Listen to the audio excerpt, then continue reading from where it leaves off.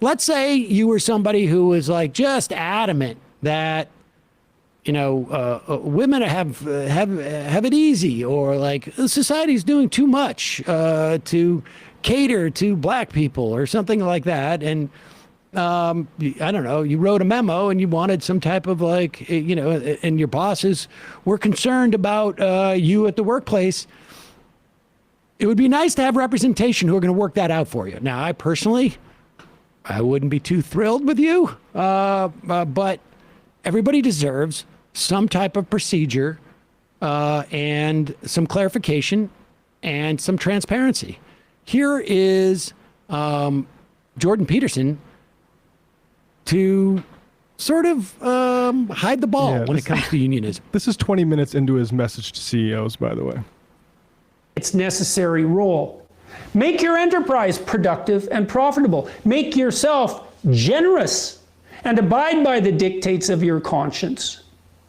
Do enough signal good so that your great wealth rests lightly on your shoulders. This is a more difficult task, take note, than generating that wealth itself.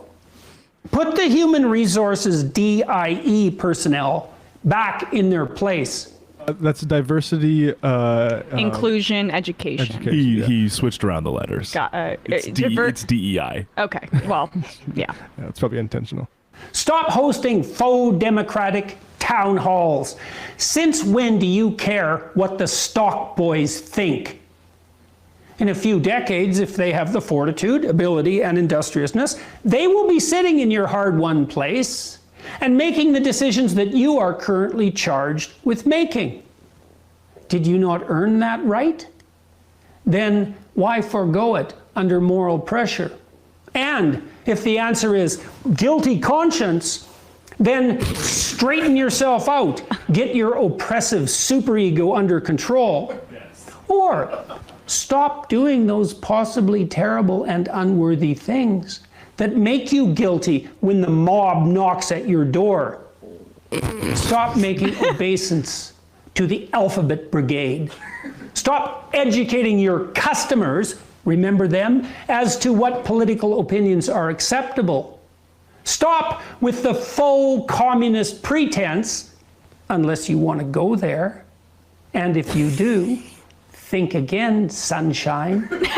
Stop pretending that there are 150 different genders and that it is your job to be so compassionate toward all narcissistic outsiders that you tempt children into ill-advised and terribly destructive surgery.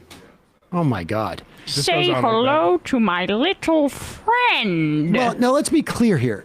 Is this a course that CEOs take, or is he just dedicated 30 plus minutes to a show to I just want to speak to the titans of power? Stop listening to your stock boys, Warren Buffett, sister, sunshine.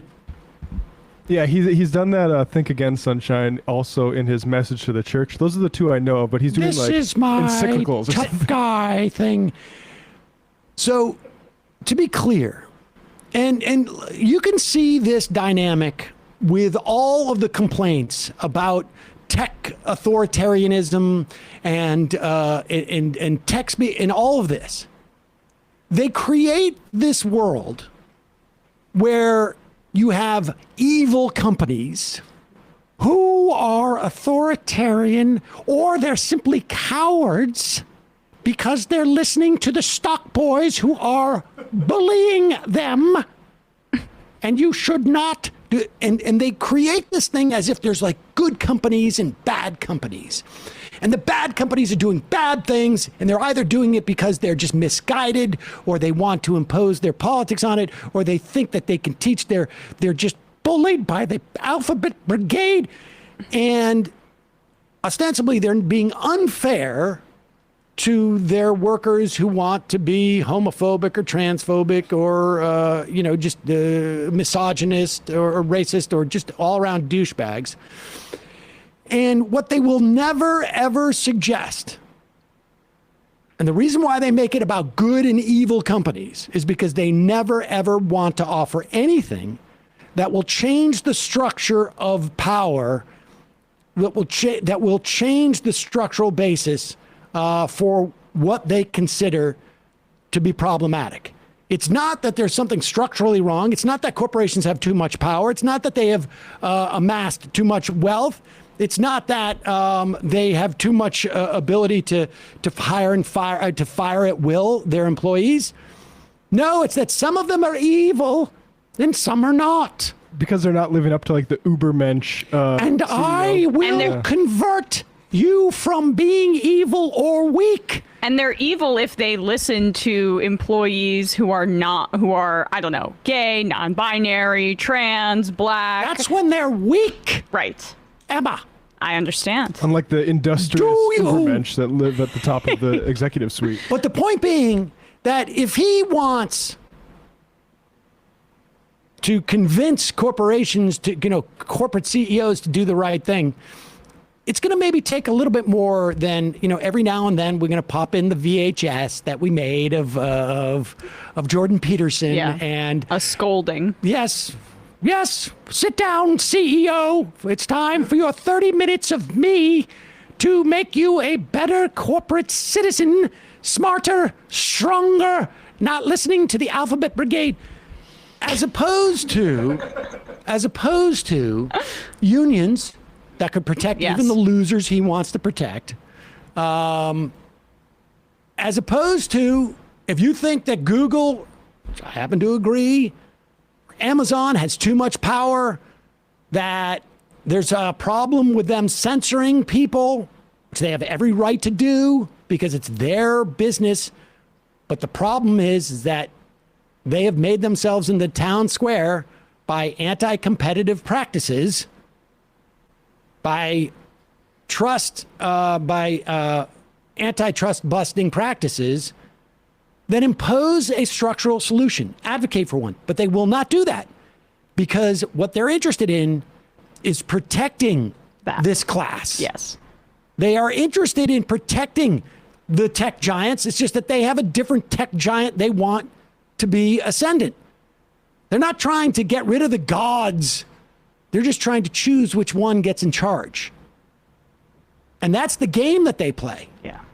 All of those guys, all of those people who sort of like, I'm not involved in politics or the culture war. I just care about authoritarianism. From these big tech companies who want to silence you. But the authoritarianism comes from below. It's the mob, the stock boy. It's not don't look CEOs. up. It's the authoritarianism comes from CEOs not living up to their hierarchical duties. And it's so obviously the opposite, too. I mean, they like to point to Disney as one of their primary examples as well. And what we know is that Pixar employees, other employees were being silenced because they wanted more inclusive content that they wanted to be creating. And the Disney wanted their international markets to remain intact. And so they tamped that down for as long as they could. They were donating to Republican politicians in Florida.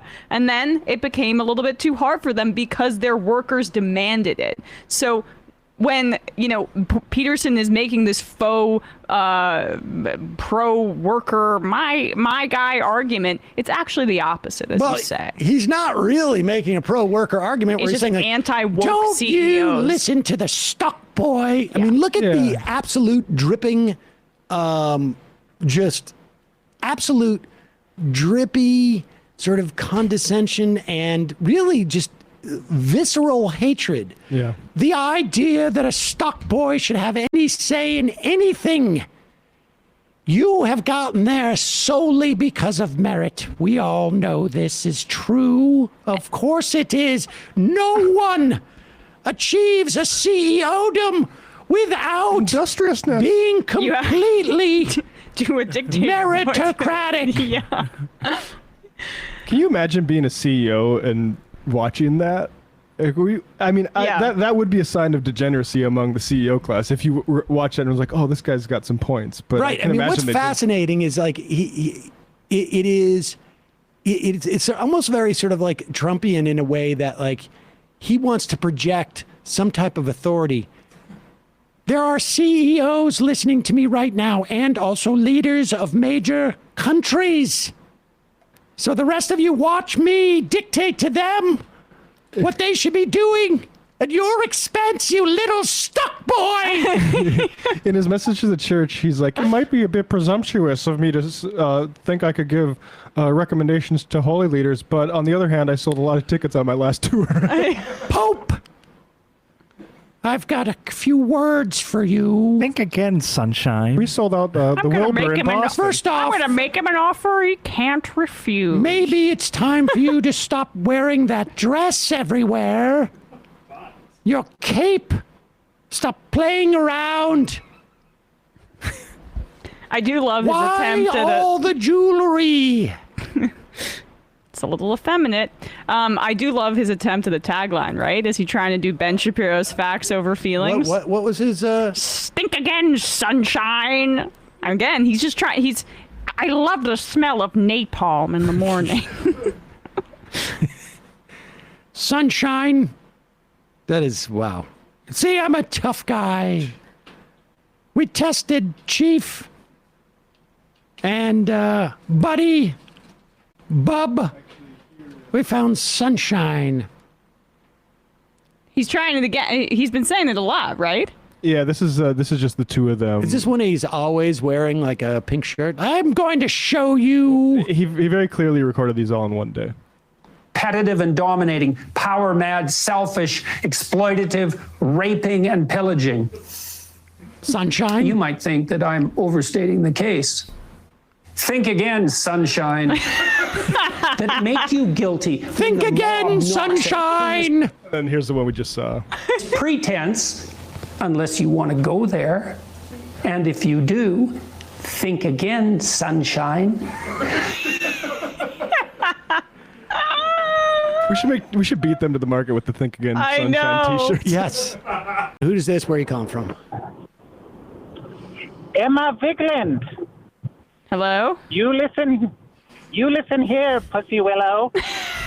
There's nothing more pathetic and disgusting than to hear a worker beg their boss for a coffee break. Your hatred of Sam is natural and it is righteous. But it is utterly meaningless unless you're willing to tap into it. So I want you to look him in the eyes and you say to him, "It's coffee time, bitch." And then you hit him with the Triple H crotch chop. Triple H? It's a The wrestler. Triple H crotch chop. Right, okay. Yes, Yes. yes. There's nothing more pathetic than your groveling. I don't want to hear any more of it. But I'm the wokeness that Sam is imposing on all of us. It's oppressive, Jordan. Listen to me. The feelings that you have deep inside for Sam are hatred, and they give you power.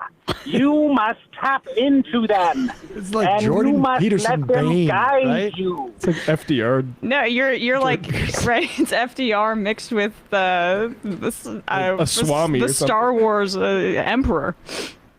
Oh, bye. Yes, goodbye. I mean, I would stand It's up. coffee time, bitch. Could have been It's Libertarian coffee time, Gandhi too, but bitches. I would stand up to you, but you made us sit through that 12-hour Robin DiAngelo video. So Yes, well,